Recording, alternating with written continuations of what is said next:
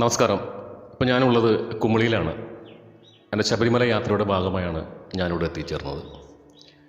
ഇപ്പോൾ സമയം കാലത്ത് 8 മണി കഴിഞ്ഞിട്ടുള്ളൂ. ഇപ്പോൾ ഞാൻ തേക്കടിയിലെ ബോട്ടിങ്ങിന് വേണ്ടി പോവുകയാണ്. ഇവിടെ നിന്ന് നമ്മൾ നേരെ ചെന്ന് കഴിയുമ്പോൾ ഇടത്തോട്ടൊരു മെയിൻ റോഡ് കാണാം. ആ വഴിയിലൂടെ നേരെ മുൻപോട്ട് പോയി കഴിഞ്ഞാൽ അവിടെ ഫോറസ്റ്റിൻ്റെ ബസ്സുകൾ കാണാം. ഈ ബസ്സിലാണ് നമ്മൾ ബോട്ടിങ്ങിന് വേണ്ടി അകത്തേക്ക് പോകുന്നത്.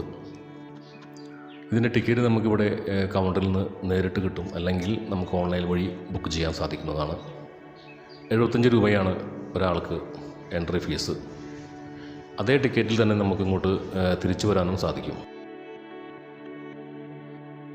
സ്വകാര്യ വാഹനങ്ങൾക്ക് അവിടേക്ക് എൻട്രി ഇല്ല. ഇടത്ത് ഭാഗത്ത് കാണുന്ന വലിയ പാർക്കിംഗ് ഏരിയയാണത്.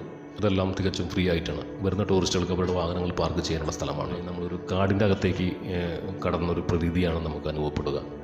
പല സമയങ്ങളിലൂടെ വന്യമൃഗങ്ങളുടെ സാന്നിധ്യം ഉണ്ടായിട്ടുണ്ടെന്നാണ് അറിയാൻ കഴിഞ്ഞത്. അത് കഴിഞ്ഞ് കുറച്ചും കൂടി പോയി കഴിഞ്ഞാലാണ് നമ്മൾ ബോട്ടിങ്ങിൻ്റെ ഏരിയയിലേക്ക് നമ്മൾ എത്തിച്ചേരുന്നത്.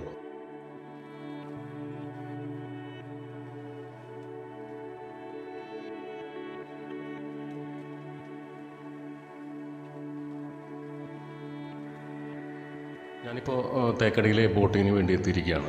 ഇപ്പോൾ നമ്മൾക്ക് ഇവിടെ നിന്ന് നോക്കിക്കഴിഞ്ഞാൽ തടാകത്തിൻ്റെ വളരെ ഭംഗിയാർന്ന ദൃശ്യങ്ങൾ കാണാൻ സാധിക്കും. ഇത് നമ്മൾ ബോട്ടിങ്ങിന് വേണ്ടി വെയിറ്റ് ചെയ്യുന്ന സ്ഥലമാണ്. ഇത് അവരുടെ ഓഫീസും അനുബന്ധ സ്ഥാപനങ്ങളാണ്. ഇവിടെ പലതരത്തിലുള്ള എക്കോ ടൂറിസത്തിൻ്റെ ആക്ടിവിറ്റീസിനെ കുറിച്ചുള്ള പലതരത്തിലുള്ള ഫോട്ടോകളും അതിൻ്റെ ഡീറ്റെയിൽസും കൊടുത്തിട്ടുണ്ട്. തേക്കടി സമ്പന്നമായ വന്യജീവികളുടെ വൈവിധ്യം അടുത്തറിയുവാൻ സന്ദർശകരെ അനുവദിക്കുന്ന ആകർഷകമായ വന്യജീവി സങ്കേതമാണ് തേക്കടി. വിസ്മയിപ്പിക്കുന്ന ഈ വന്യജീവി സങ്കേതം 777 ചതുരശ്ര കിലോമീറ്റർ വ്യാപിച്ചു കിടക്കുന്നു. അതിൽ 360 ചതുരശ്ര കിലോമീറ്റർ ഇടതൂർന്ന നിത്യഹരിത വനമാണ്. 1978 ടൈഗർ റിസർവായി പ്രഖ്യാപിക്കപ്പെട്ട പെരിയാർ വന്യജീവി സങ്കേതത്തിന് തേക്കടി വന്യജീവി സങ്കേതം എന്നും അറിയപ്പെടുന്നു. രാജ്യത്തെ ഏക കടുവ സംരക്ഷണ കേന്ദ്രം, ബോട്ടിങ്, ട്രക്കിംഗ്, വന്യജീവി നിരീക്ഷണം, നൈറ്റ് സഫാരി എന്നിവയ്ക്ക് അനുകൂലമായ സാഹചര്യങ്ങളാണ് ഇവിടെയുള്ളത്. തേക്കടി കാഴ്ചകൾക്കായി തേക്കടി ടൂറിസത്തിന് നിരവധി തേക്കടി ടൂർ പാക്കേജുകൾ. വിദൂര വനങ്ങളിൽ നിന്ന് ഉത്ഭവിക്കുന്ന ഒരു പ്രധാന നദിയാണ് പെരിയാർ. 244 കിലോമീറ്റർ വ്യാപിച്ചു കിടക്കുന്ന ഈ നദി സംസ്ഥാനത്തെ ഏറ്റവും നീളം കൂടിയ നദിയാണ്. ചുരുക്കം ചില വറ്റാത്ത നദികളിൽ ഒന്നായി പെരിയാർ കേരളത്തിലെ നിരവധി പട്ടണങ്ങളിലെ കുടിവെള്ള ആവശ്യം നിറവേറ്റുന്നുണ്ട്. കൂടാതെ ഈ നദിയിൽ തന്നെ ഇടുക്കി അണക്കെട്ട് സംസ്ഥാനത്തിൻ്റെ വൈദ്യുതി ഉൽപ്പാദനത്തിൻ്റെ വലിയൊരു പങ്ക് ഈ നദിയാണ് വഹിക്കുന്നത്.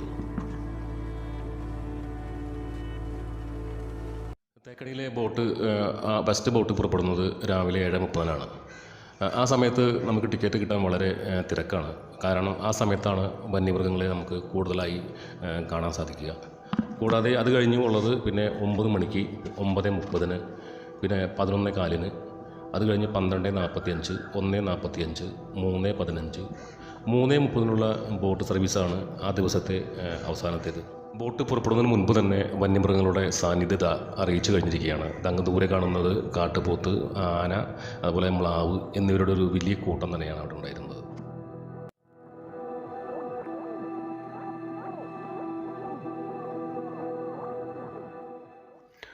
രാവിലെ വളരെ നേരത്തെ എത്തിയെങ്കിലും ഉച്ച കഴിഞ്ഞാണ് എനിക്ക് യാത്ര ചെയ്യാൻ സാധിച്ചത്. അതിനു മുൻപുള്ള എല്ലാ സർവീസും ഫുള്ളായിരുന്നു. ഉച്ചയ്ക്ക് 1:45 ബോട്ടിലാണ് എനിക്ക് ടിക്കറ്റ് കിട്ടിയത്. ഇടതുഭാഗത്ത് കാണുന്ന ബോട്ടിലാണ് എനിക്ക് പോകേണ്ടത്. മുകളിലത്തെ നിലയിലാണ് എൻ്റെ സീറ്റ്. ടിക്കറ്റിൽ ബോട്ടിൻ്റെ പേരും സീറ്റ് നമ്പറും അതിൽ കൊടുത്തിട്ടുണ്ട്. അതേ പ്രകാരമാണ് നമുക്ക് യാത്ര ചെയ്യേണ്ടി വരിക. ബോട്ടിലേക്ക് നമ്മൾ പ്രവേശിച്ചു കഴിഞ്ഞാൽ നിർബന്ധമായി നമ്മൾ ലൈഫ് ജാക്കറ്റ് ധരിക്കേണ്ടതുണ്ട്. കാരണം അത് നമ്മുടെ സേഫ്റ്റി മുൻനിർത്തിക്കൊണ്ടാണ് അവരത് പ്രൊവൈഡ് ചെയ്യുന്നത്. കൂടാതെ 2 ഉദ്യോഗസ്ഥർ നമ്മളൊപ്പം യാത്രയിലുണ്ടാവും. അവർ പറയുന്ന നിർദ്ദേശങ്ങൾ പൂർണ്ണമായും അനുസരിച്ച് വേണം മുൻപോട്ടുള്ള യാത്ര ചെയ്യേണ്ടി വരിക.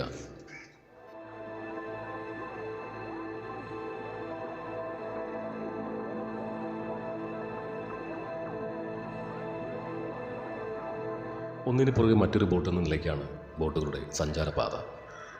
വളരെ സ്പീഡ് കുറച്ച് കാടിൻ്റെ അരികത്തുകൂടെയാണ് ബോട്ട് പോകുന്നത്.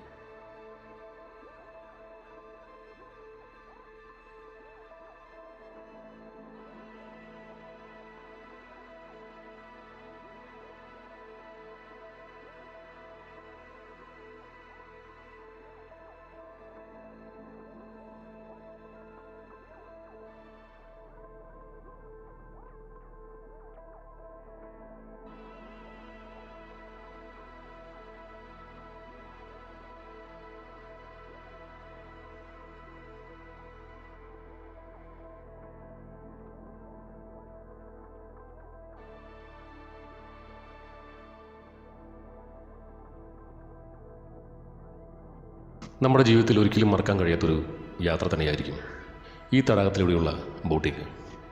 നമ്മൾ കണ്ടും കേട്ടും അറിഞ്ഞിട്ടുള്ള ഈ യാത്രയെക്കുറിച്ച് ഇന്ന് നമ്മളെല്ലാം നേരിട്ട് അനുഭവിക്കുകയാണ്. എല്ലാവർക്കും നമസ്കാരം.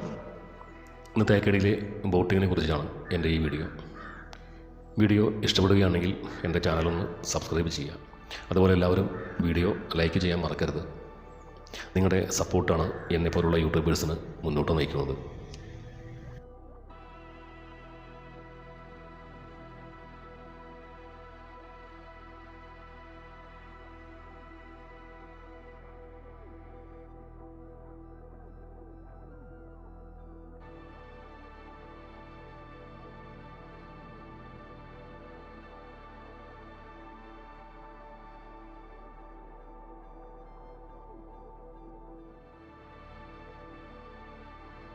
രണ്ടര മണിക്കൂറാണ് ഈ തടാകത്തിലൂടെയുള്ള ബോട്ട് യാത്രയുടെ ദൈർഘ്യം. എല്ലാ യാത്രക്കാരും വളരെ ശ്രദ്ധയോടുകൂടിയാണ് ക്യാമറയും പിടിച്ച് കാട്ടിലേക്ക് നോക്കിയിരിക്കുന്നത്. വന്യമൃഗങ്ങളെ നേരിട്ട് കാണുവാനും അവയുടെ ഫോട്ടോ എടുക്കാനും കൂടിയാണ് എല്ലാവരും ഉറ്റുനോക്കിക്കൊണ്ടിരിക്കുന്നത്. ഇപ്പോൾ നമ്മൾ കാണുന്നത് തടാകത്തിൻ്റെ അരികിലുള്ള ഒരു ലേക്ക് പാലസാണ്. എന്നോടൊപ്പം യാത്ര ചെയ്ത 2 വിദേശികളുണ്ടായിരുന്നു. അവർക്ക് വേണ്ടിയാണ് ഇപ്പോൾ ബോട്ട് അവിടെ നിർത്തിയിട്ടിരിക്കുന്നത്. നമ്മൾ ഓൺലൈനിൽ കൂടെ ടിക്കറ്റ് ബുക്ക് ചെയ്യുകയാണെങ്കിൽ നമുക്കിവിടെ താമസിക്കാനുള്ള സൗകര്യം അവർ ചെയ്തു തരുന്നതായിരിക്കും.